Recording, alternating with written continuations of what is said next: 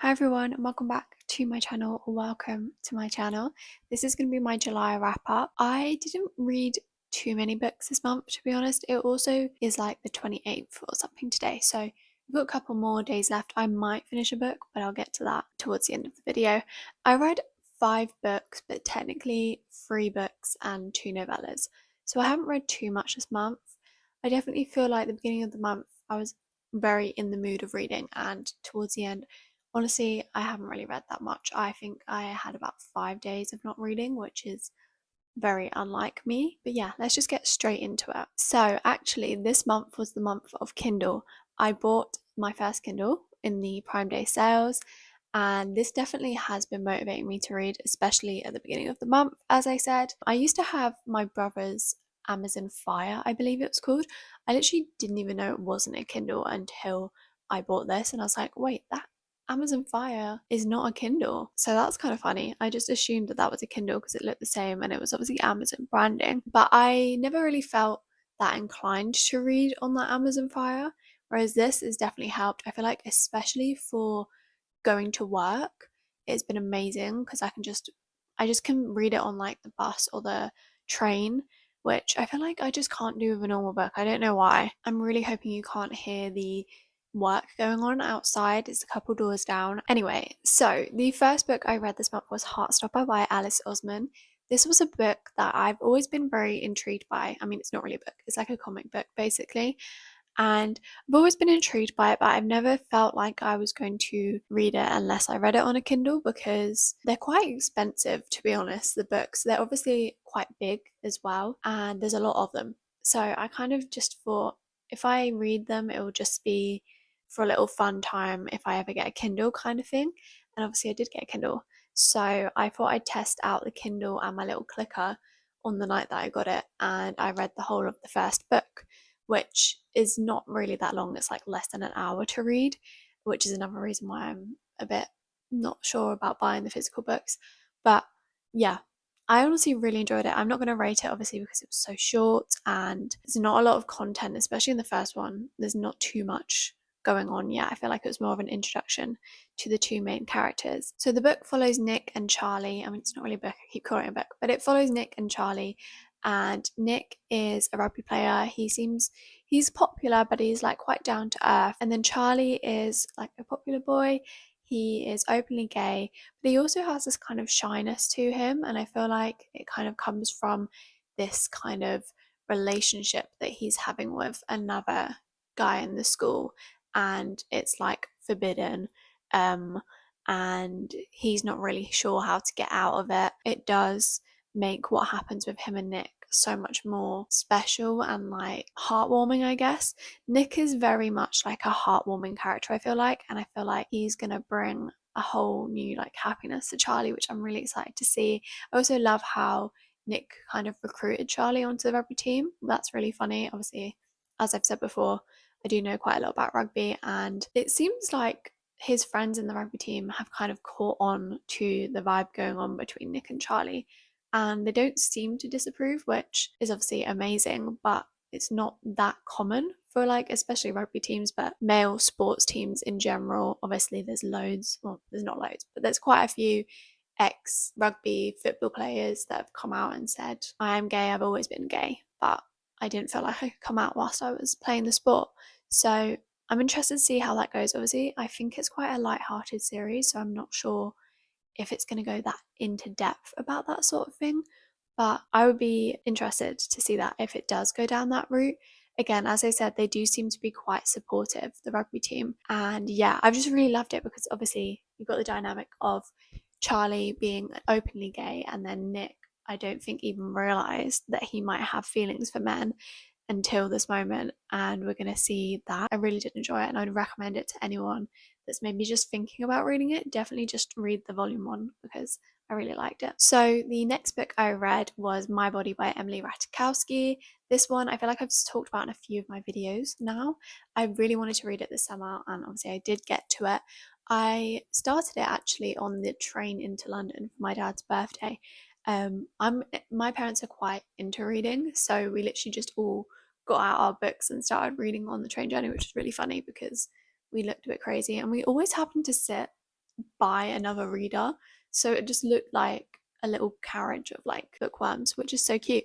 So yeah, I actually ended up reading like I think 70 pages or something on the train journey, and it's only like a 40-minute train journey tops.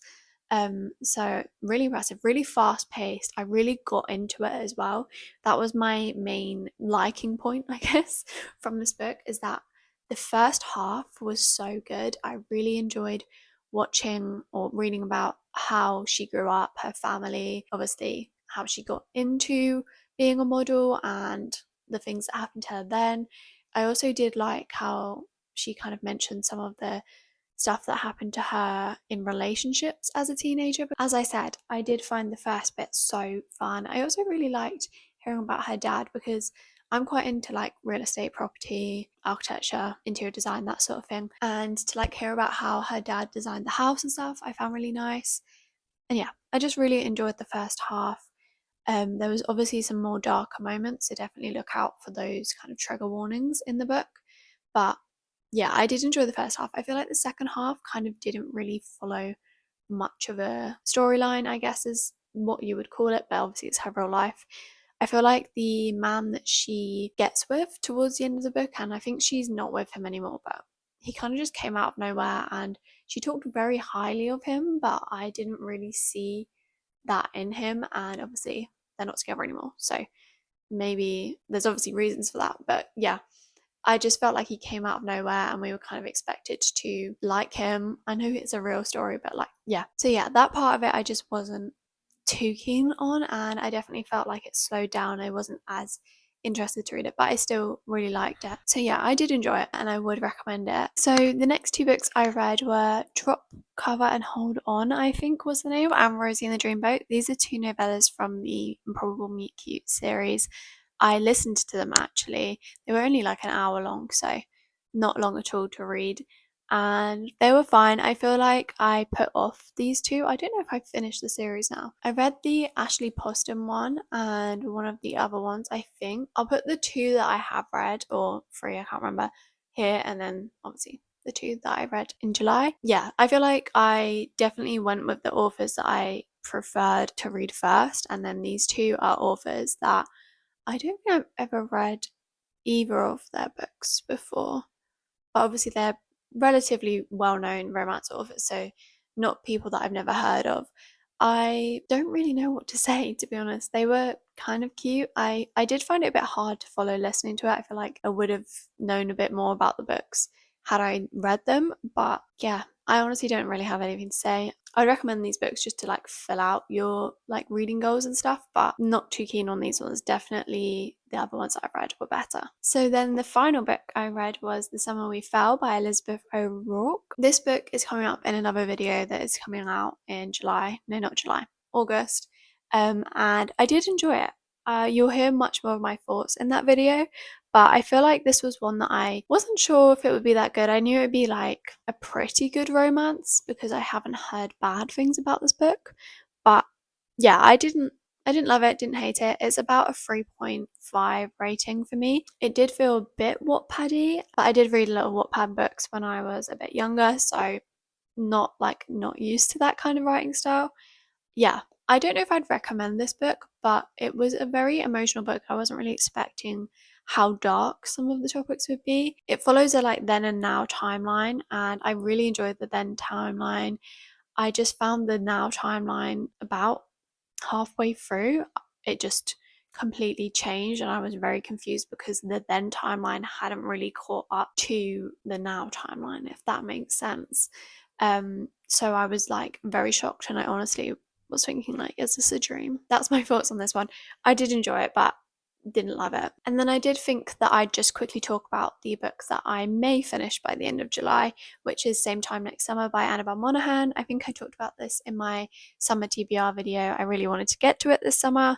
Obviously, I have started it. I'm not very far in. I think I'm at like chapter 3 or something, but I'm liking it. I feel like with Annabelle Monaghan, obviously her characters are older, which I do like because not many romance authors do older, sort of more established characters. I do like that aspect. I just think I'm getting the vibe that this is going to be like a you're with someone and then you go back to someone that you used to be with, which I'm not going to lie, I have loved in other books, and Carly Fortune is known for that trope, and she has got a little, what do you call this, like a little recommendation, I guess, on the book. So I'll see if I like that. Obviously, in the normal world, I don't like that. In books, I can like it, but sometimes it does rub me the wrong way a little bit. So we'll see, and maybe I will have finished this in July. If I did, I'll give a very brief like wrap up in the August one. So yeah, those are all the books that I read in July. There's actually not going to be a video next week, so the next video I think will be out the second week of August, and I should be back on schedule by then. That's just because I'm going on holiday, so I'm not going to be filming as much, I'm not going to be editing, I'm not going to be posting. Thank you for watching, and hopefully I want to finish this by the end of July, but you'll definitely hear about it in the next wrap up. So yeah, thank you for watching.